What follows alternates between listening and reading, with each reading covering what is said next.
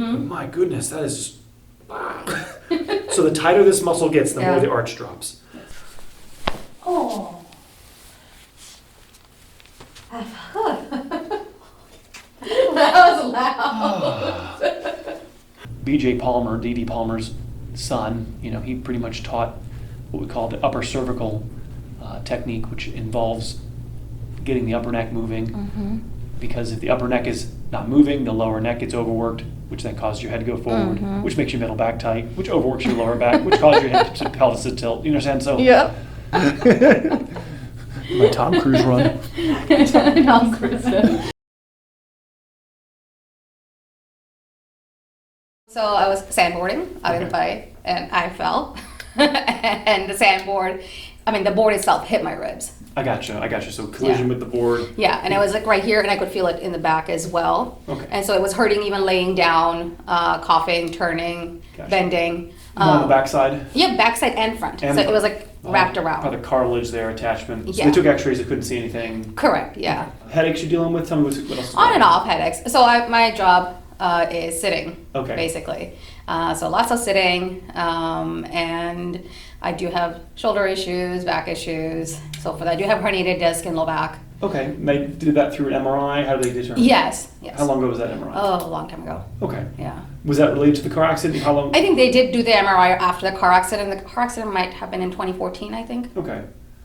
And what has been the, I don't want to say protocol or care, has there been much or? Yes, on and off I've done, physical therapy. I do have a fitness trainer that I work out with to make sure that I continue to strengthen the back. I've done acupuncture, cupping, massage, chiropractor, everything. Has anybody talked about the arch in your lumbar, the lordotic arch? Has anybody gone into that much? Not really. Okay. The discs are non-sensitive, and when you x-ray can't really visualize the disc. That's why the MRI is the preferred way of diagnosing and visualizing the disc. The disc is made up of two materials, a nucleus and then an annulus that wraps it. And when the disc is herniated, it means all those layers that wrap that center core have been cooked through, and now the disc is actually hitting the nerve. And then does that give you symptoms down your leg at all or in your glutes? Sometimes, yes, I do. Like my hips get tight. I do notice sometimes some kind of weird tingling sensation. Not really tingling, but it's just a weird sensation that kind of goes down. Tightness too? Yep, there is tightness, a pelvis tilt. I did have an orthopedic that did, I forget what kind of injections they were. Not cortisol. Okay. That had helped. That was a few years ago. So the main thing with the understanding with the disc is that the disc actually doesn't want to be out hitting the nerve.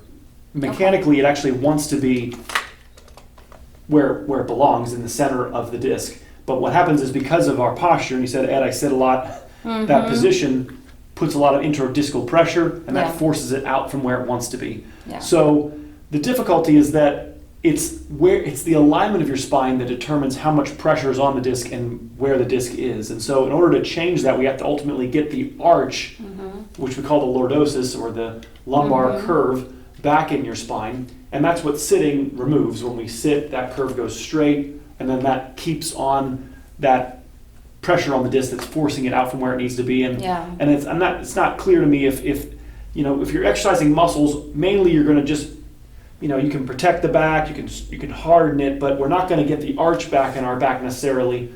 We have to stretch. We have to loosen the spine, and then we have these orthotics called Denerolls that we use to mold this arch back in your back, and it's a pretty significant diagnosis because the discs are like enamel on your teeth. They don't necessarily heal. Okay. They can be repositioned, but it's like a cavity in a tooth. And so part of my thinking is to treat you today. We're going to try to not chew on that tooth anymore. Okay. We're going to try to mechanically divert stress to the areas around, and then the area that's actually injured, what we're going to do is, after we loosen you up, we'll put you on this arch and see how difficult or how, and then based on that, we can progress in restoring your curve to your spine, because that's really the only way to prevent further aging of the disc. And this is where, I look at MRI sometimes. I had a gentleman the other day who was, I think, 31, and his lower back it was his neck, his lower neck looked like 65. So part of his spine had aged at a faster rate, and if he keeps on that path, that trajectory, by the time he's 50, it's going to look 90 or 100, and then it's, I lose you as a patient or even conservative care. because they're going to want to put a rod in you or, Yeah. fuse it or go in there and surgically. So what we're going to do is we're going to loosen up the areas around. When you're bending or twisting right now, is there any motion that hurts a lot, or does anything create more pain? It just depends. Sometimes it's like right here. Sometimes it's around, like more like the hip. I know my pelvic is also like tight. But if you're tilting or twisting, does that anything make it worse? Yes, depends. There have been times where if I move a certain way, it will just lock up. Okay. And then I'm like, in bed for a couple of days. Like if you go to stand up, does it hurt worse? If you go like from sitting a long time, then you go to stand up, does it? Yeah, right here, like it's very tight. Like, and then I have to just like walk around to loosen it up. So that's the reason why that happens is because when you're sitting, I want you to see the size of that hole when I bend forward. Do you see how the hole opens? Yeah. Can you see that, Carl?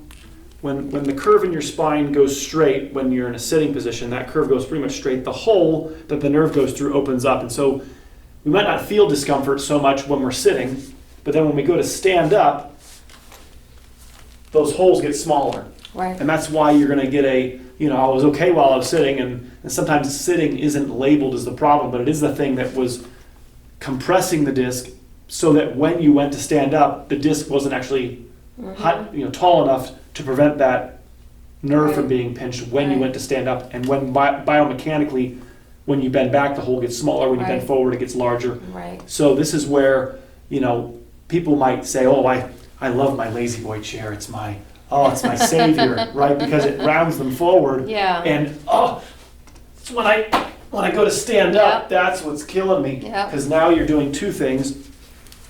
The joint, which has a lot of sensation, is being loaded. You're putting weight on the joint, taking it off the disc when you go to stand up, and then the hole gets smaller. So again, like I said earlier, we're going to try to, Ed, if there's a disc that's hitting that nerve, how do we know that? Shouldn't I just keep bending forward to get away from it? No, we need to actually get you upright. But in the process of getting upright, we need to have another part of your back do it, not necessarily all the motion happening where you're injured, otherwise we're going to hit it. Yes, that is one thing I know and was told, that my mid back doesn't move as much as the low back does. So that when I do bend forward, so somebody with low back issues won't be able to touch the feet, but I can because of the hyperflexion thing. Usually it's you're hypermobile where you're hypermobile. And then you're hypomobile, and so we want to balance the spine a little bit. Yes. Other thing that doesn't help is I have flat feet. I want you to try, just you keep looking at me. When you're just standing there, I want you to try and see, just don't move your body, upper body. I want you to try to lift your toes up in the air. Like not just your toes, but sorry, the whole difficult, right? Yeah. You see what I'm saying? Now, and I can feel a little back pain too. Well, right. Yeah, like on the right side right here. Do you see my point? Yeah. The reason you have flat feet is because of this disc injury here throwing you forward. Okay. And then when the weight goes onto your toes, the arches drop. Okay. They're not separate problems. They're ultimately the same problem. And then when I was asking you to bring your toes up, because about 70-80% of your weight of your body should be on your heels. It shouldn't cause difficulty to lift your toes up. But when we have I have a disc injury. It's been diagnosed 10 years, 15 years ago. That injury is going to want to round you forward based on the principle I showed you earlier of that hole getting bigger, and then your arches are going to drop. So there are things we can show you about the arch, and my gosh, people will go down this rabbit trail very far. We need arch supports, we need heel lifts, and I go, no, we need to get your spine healthy. We need to get you upright. And at that point, there are things we can do to help restore the arch to your foot. Okay. Bunions, drop metatarsals, heel spurs, shin splints. Those are all a consequence of too much weight on our toes from our posture up here going forward. Yes. Ultimately, because half the spine has feeling, and that makes this whole thing confusing. Yep. The back side has all the feeling, and so you're going to find a desire to want to just, my problems are gone. They're not gone, but we're running away from them. You'll find you can see it just statically. Wow, especially on this foot. I mean, you have just a large contraction. You have massive tibialis anterior, right? So but I definitely feel the pain like here too because of it. I mean, that's it's not as the muscle's not as contracted on this side. My goodness, that is just, wow. So the tighter this muscle gets, the more the arch drops. So we can go down a path of, a lot of massage people will work on this, and that's not bad. You can temporarily help to restore the arch by stretching this out. Doing things to stretch this muscle out will help restore the arch, but ultimately it's all secondary to the back. Right? If our weight is going forward, Ed, when I'm standing, my weight's on my toes because I got a back injury, then all of this is gonna get lost. Yeah. You'll be lost rubbing this forever and rubbing this Yep. and rubbing this, and we're never gonna get it. So we'll work on this a little bit, but my point is that I wanna address the main Okay. symptom, which is I got a disc injury, and everything for the most part here replaces. You know, the muscles, I mean, the meniscus in your knee doesn't, but most everything in here is on a regenerative cycle. The discs don't replace. And so in terms of your long-term health, the bottleneck is always the disc. Yeah. It is the foundation for the health of your spine. And so when the discs all deteriorate and desiccate, large impact on your health. The weight should not be on the pad of your foot, hammer toes. These are going to start going upwards. You know, your toes belong here. Do you understand? That's where they belong. Oh, that can Do you understand? Like Okay. your toes shouldn't be. They should be straight. Yeah, They should- straight. Your toes are doing like this. Yes, they are like They're starting to- curving. If you take your socks off, make it. No. The fact that, you know, stretching is the only way to restore the curve in your back. It's the same way that we lost it. Yeah. It's the same way we restore something as how it left. It left because of, Ed, I spent from 5 to 20 in school, and then I had work and then I had injuries, and then I healed sitting. And so our body healed in a rounded forward position. When I got injured, my dad's a chiropractor, I got adjusted, and I healed on rollers and dental Right. But the general population, we heal in avoidance. And you know, it wasn't comfortable to be adjusted when I got injured. It definitely didn't. I didn't appreciate having a chiropractor as a father in the moment, but Yeah. my body healed upright, Right. and you know, it shouldn't be difficult to lift. Now, if your Right. weight's forward, Yeah. I can't get the weight off my toes, Ed, because Right. I'm forwardly cantered, my head's forward, and that has to be addressed. We need to get your body upright. In doing so, we're going to run into the monsters that you've been running away from. So we're going to try to do it by not having just your lower back do it, but the middle back. And Okay. I'll show you. Breath in, and then exhale, let it go. There you go. Beautiful. Deep breath in, I got you. Okay, 1 second. Exhale. There you go. Let it go. Exhale. There you go. Deep breath in, I got you. One more. And then exhale. Let it go. I got you. Good. How'd that feel? You okay? Yeah. Yep. Let's go on your side facing me. Hands on your belly. Perfect. You got it. Take a deep breath in for me. And then exhale. Here we go. Perfect. Exhale. Bust that for me. Good. Breathe in deep for me. Exhale. Let's go face that for me. Good. I treat posture. I treat Yep. the alignment. Yeah. And when we get the alignment better, a lot of these carrots that everybody chases will go away. Okay. In order to get you back where we belong, we have to get all the parts of your back moving, Okay. and then we got to Yep. start showing you how to counter stretch. Okay. And it's about maybe less than 5% of chiropractors that are really interested. I call this the orthodontic part of chiropractic. Most of chiropractic is a dental hygienist, which isn't bad. It's not wrong. Just dental hygienists don't want to move your teeth. Yeah. They're not interested. They'll send you to somebody else, Yeah. right? And so orthodontists aren't really interested in cleaning your teeth, right? Yep. Well, can't you? I want to get your teeth in the right position so you can clean them. You understand? That's what I want to do. So the philosophy is a little bit different. I want to get your alignment fixed because the alignment's causing all these, carrots and symptoms to happen. Okay. I got your head. You got it. There we go. Let it go. There you go. Okay. Let me go a little deeper here. There we go. Yeah, chin up for me. Yeah, we got work to do. Okay. A little tight up there. Yep. It's okay. We're just trying to move that top guy. Yeah. And sandboarding.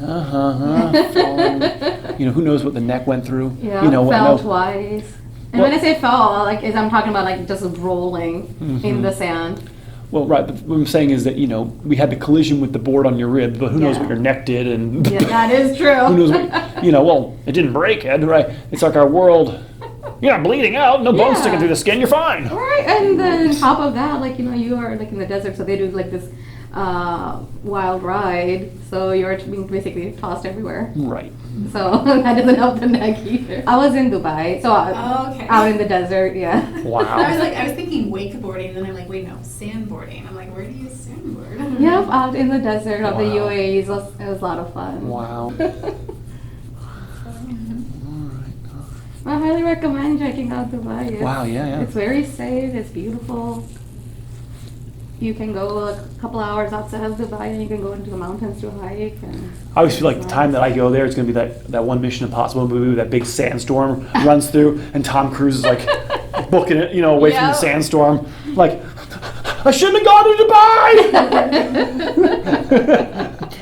It was a once in a decade sandstorm, Ed. Yeah, but it picked the time I was walking around. My Tom Cruise run.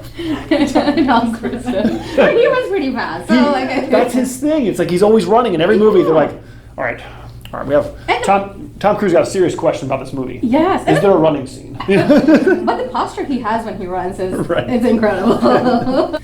So one thing I know happens, like when I lay just on my back, Yes, I can feel like yes. right here, and it feels like You can this is bend- like higher. You can bend the knees a little bit if you need to. Okay. That's It okay. always feels like this is higher. This side Yes. is higher. Your body's going to tilt the pelvis to alleviate where that disc is coming Okay. out. So that's, again, that's only something that can go away when there's no reason for it to happen. Okay. Right? So your body intelligently and purposefully lowers, raises, twists your hips around. Mm-hmm. And people will look at that and go, okay, let's take the hip and put it back. And it's like, well, no, the body's doing that because of what you said earlier. I got a disc injury. Yeah. Right? And so there's going to be consequences of, we call them space occupying lesions. The disc is occupying a space that shouldn't be occupied by anything. And so your body's going to move the rest of your furniture around to, make consideration for something that's occupying a space that shouldn't be occupied. When the upper neck gets tight, it creates dominoes all the way down to your lower back. And so B.J. Palmer, D.D. Palmer's son, he pretty much taught what we call the upper cervical technique, which involves getting the upper neck moving. Mm-hmm. Because if the upper neck is not moving, the lower neck gets overworked, which then causes your head to go forward, Mm-hmm. which makes your middle back tight, which overworks your lower back, which causes your head to pelvis to tilt. You understand? So Yep. this creates, which causes flat foot, and so the whole domino, can be started by the restriction that the upper neck is in because of car accidents, because of school and life and phones and looking down. And as a child, falling a lot by playing. I remember, and I think it still happens on issues in my a tricep and biceps area on the right side. When I was a kid, I was playing badminton and there was a stray dog behind me. And get a lot of stray dogs, and I did not notice. And the dog and I took a tumble. I went backwards, and since then, my right shoulder and right biceps and triceps have You check that been out. a painful. I'm Huh? gonna check that in a second. Yeah. Get the neck here and I'll check that. I got you. Relax here. There it is. Good. I know. A little deeper. I got you. Relax right here. There we go. Yeah, I know. You okay? Yeah. All right.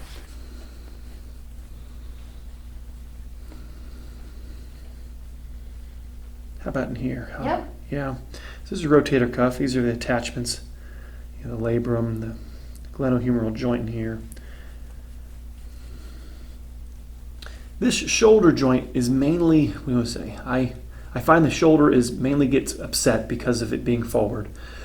When the shoulder goes forward primarily because when nerves start getting upset in your lower neck, Yeah. the shoulder goes forward to Yeah. alleviate pressure.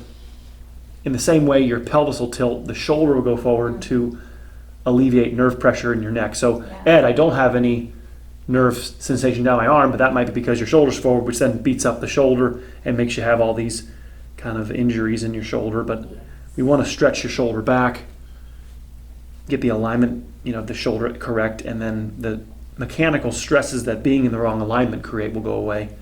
If the clay's hard, we can't reposition things. So we got to try to soften your spine, soften the joints, soften the tissue, get it hydrated so that we can reposition things. And I'll show you at the end when we're doing our back stretching, there's ways that we can stretch your shoulders back, and I'll mention that at the end. Okay. All right. Yeah, so right here. Yep. This is what- Sorry, guys. It's the peak of what I call the misalignment. So the tallest misalignment is also going to give you the greatest correction. So this, as we reduce this misalignment right here, we're going to induce and restore that curve that belongs in your lower back. So it's like, we call it coupled motion. As you lose the curve here, it goes into an accentuated forward curve of what we call your thoracic kyphosis. So the kyphotic curve in your chest will get larger, and then we lose the lordosis, the lumbar curve in our lower back. And then that creates a ladder effect where all the weight, like a ladder, goes to one or two segments in the lower back. And, we're left with the medical explanation that it's age and weight that cause disc injury. And I'm like, well, all the discs are the same age, then why are only 5 or 2 injured? You know, it's not a reasonable explanation to say that it's aging that causes disc injury when all the discs are the same age and only a couple of them are injured, right? So the explanation isn't age or weight, it's alignment and mobility. We don't age the vertebrae that don't move, and the alignment of your spine determines where all the forces are going. So if we lose the curve, all the weight gets transferred down to the bottom. If this middle back is frozen, then it's not being, we call that hypomobility, then this area is not going to age, and so we got to wake this area up. And especially on the right side, I always feel it in the lats and the mid-back and then Yes. tying into the ribs. Yes.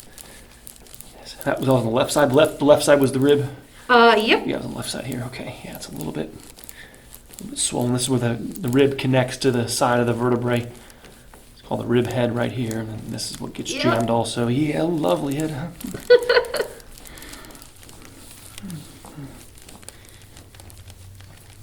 Right there. Oh, yeah. I know, oh boy. Ooh.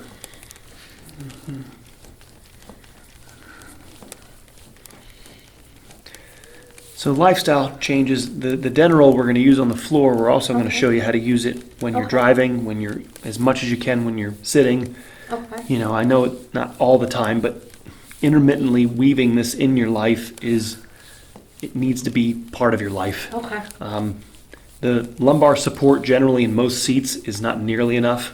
Yeah. And I'm going to show you what I believe lumbar support to feel like. Okay. Like real support.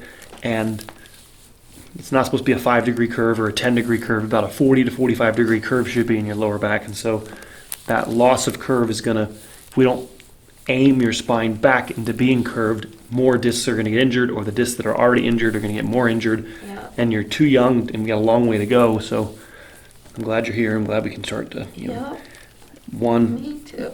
the care on your spine is to make you limber. What happens is if you go months without being cared for, the ability of the stretching to work becomes limited. Yeah. So if your back becomes hard, then you try to put your body on a bending back stretch, you can't do it. Or you end up just bending where you're loose, and then you end up getting hurt. So it's actually not going to be, it can have the potential to hurt you. Yeah. So we want to ensure that we're putting it where you're stiff, and only the stiff areas are primarily bending. And that's kind of the evaluation we're going to do in a minute when we're going on the floor. Okay. See if we can safely stretch this area without upsetting the lower back. There we go.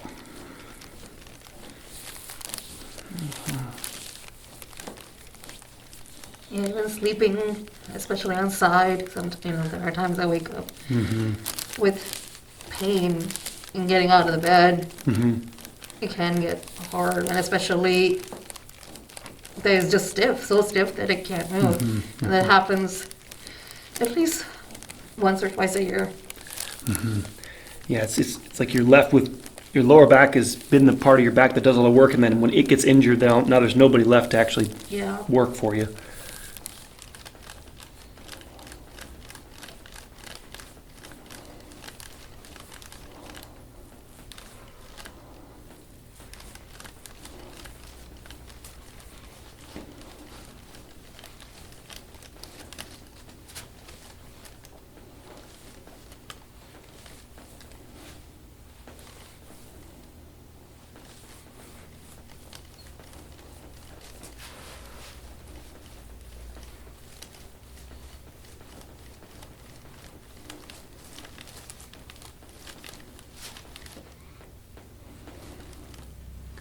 These are the roots of your neck. So the more the head goes forward, the more we're sitting, this tension here just will be perpetual, right? We have to get you upright. That's the only way to ultimately alleviate this. Okay. They found within 10 days of a joint not moving that joints become frozen. So it doesn't take long Oh, wow. for your joints in your back to just lock up. You know, I just sat for 10 days, right, and now Oh, wow. the joints are going to be more and more reluctant to moving for you. Yeah, right where that rib kind of connects right here, there's definitely some residual. Yep, I still feel it especially like when I'm laying down sideways and coming back up. Yeah, right there. That wraps around to the front right there. Yeah, even like let's say if I'm getting a massage and I'm laying in this position, and being in this position for an hour or hour and a half, my low back gets very stiff. Right. I wish other chiropractors use gua sha. I know. Oh my. You can feel it Exorcism. moving. Exorcism. Get it out of me. Just tired of living with that feeling in my back. Whenever I have any injuries, or I'm always looking at my wife like, Carlin, get my shoulder. Ah, get it out of there. Say, yep. I don't like living with this. I think it's a much better place to be. So, can you tell me a little bit about like LESOAS? Like, is also often very tight, especially more so. And when I try to stretch it out, they would feel a little bit of relief, but it always just goes back. Yeah, I think, like I said, that's because there's no curve in your lower back. The So I psoas see that, okay. is you're trying to stretch out a muscle that's tight because you don't have the right alignment. Yeah. Right, so the alignment of your lumbar is what's causing that contraction.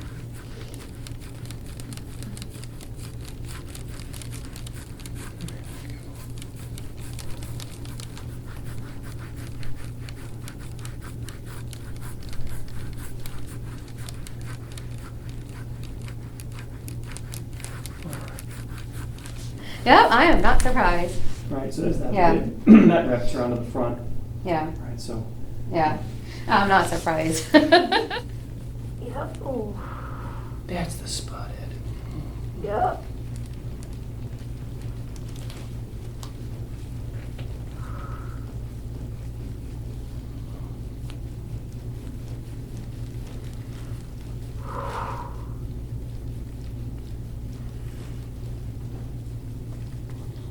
What happens partly is that these muscles will be contracted because of the nerve pressure that the disc creates, right? So the disc hitting those nerves causes contraction in here.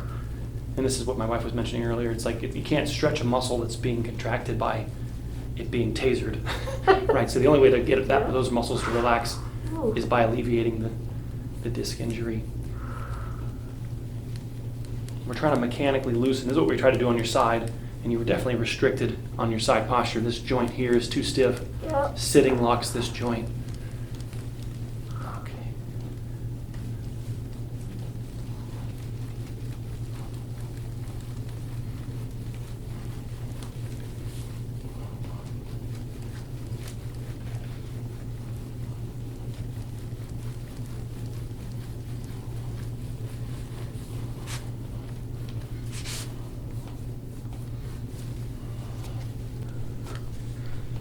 Ooh.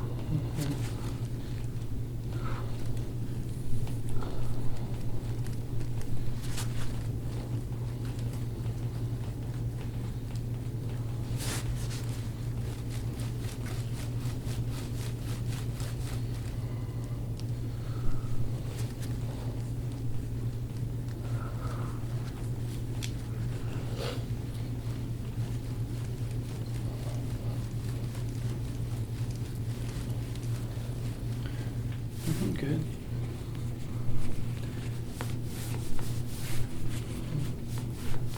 More weight that's on the toes will jam all these joints. So you'll notice that these joints, they get real jammed and stiff. There we go. They should move easily, but there we go. As we get the weight back on your heels, that'll get better. Okay, I got traction like that. There you go. Oh, yeah.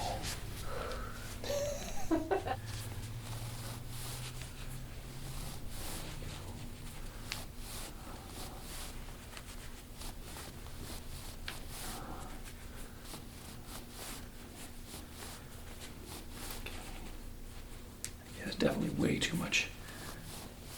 They're all jammed in here. Okay. Relax. Oh.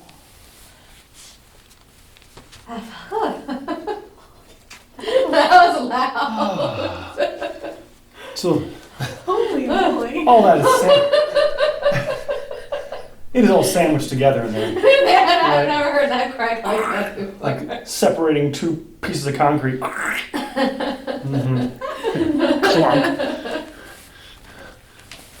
either my ankle's going to feel wonderful later or I won't be able to walk, right? Ed, something's wrong. I kind of feel like there's gonna be more mobility in the ankles and just moving the ankles too, and not as tight. All right, let me have you sit for me when you're ready. Yeah. Go ahead and tilt your head to the right for me. Tilt right. There we go. Yeah. Keep your head straight in 1 second. Go ahead. Tilt to the right. Tilt right. Okay, good. There we go. Yeah, you got it. Keep your head straight for a second. 1 second. Okay, go ahead. Tilt left. There we go. A little bit. Go ahead and tilt to the right for me. Left, sorry. Tilt left. Okay, good. Let me put your hand on your hip for me. I'm just going to see if we can get this adjusted a little bit. Maybe this might click for us. All right, go ahead and press back with your elbow into my elbow. So with your elbow, yeah, it's okay. Press back there. Okay, it's okay. It's okay. I think it may need to be stretched. Go ahead and press back with your elbow. There we go. Let's try it again. That was good. Sometimes it's kind of like you have to learn to. Press back. There it is, yeah. Ooh, There we go. that was nice. Go ahead and lay back for me. All right, breathe. Ooh. Try to keep that butt down. There we go. Now, put your arms, remember I showed you 2 for 1, where you hit your shoulders back at the same time, right? Yeah. So your goal, you can work arms to the side, but eventually arms are even above your head, and all these angles, you need to work on bringing your shoulders back. Put the feet together, knees together, and rotate your knees left. So bring your knees left, stretch. There you go. Get the idea? Gonna open up that right side. Good. You okay? Yeah. Yeah, good. If it's just hurting where the thumb part is pressing, we're okay. Okay. That needs to move. Okay. That's going to be sore, you know, if it hurts where that top part is. Yeah. But if it's hurting where you usually hurt all the time down the lower back, then you got to move higher. Okay. And that isn't good. That means your lower back is so loose that even when it's like a piano, if I'm pushing on this key and a key 6 keys away moves, the piano's not working properly. We got to get the piano working independent motion of the keys. Yeah. And then this, you know, brings you back to the right alignment, so we're going to make it. Yeah. Another thing you can do is you can put your hands on top of your thighs, Okay. and you just kind of push. Well, that does help take the pressure off. Get the idea? Yeah. And sometimes I do a little bit of wiggle, just a little bit, and only about 5-10 seconds. You just push. We're not trying to stretch the spine straight. We're just trying to open it up a little bit, get some blood flow in there, It'll help relax. take the pressure off Yeah, the it takes disc. pressure off. Yeah. It'll help relax the back a little bit because it was trying to tighten up because I'm not used to it. So just traction that a little bit, or you got to move higher on the back. Pick a side and have you roll off. So either side, roll your side, roll your side, roll your side, roll your side, and then roll back on your back. I know. Roll back on your back. It was so hard. I know. Whew. First time on a dental roll. I know. It's hard. Little dinky piece of foam. Yeah. How dare you?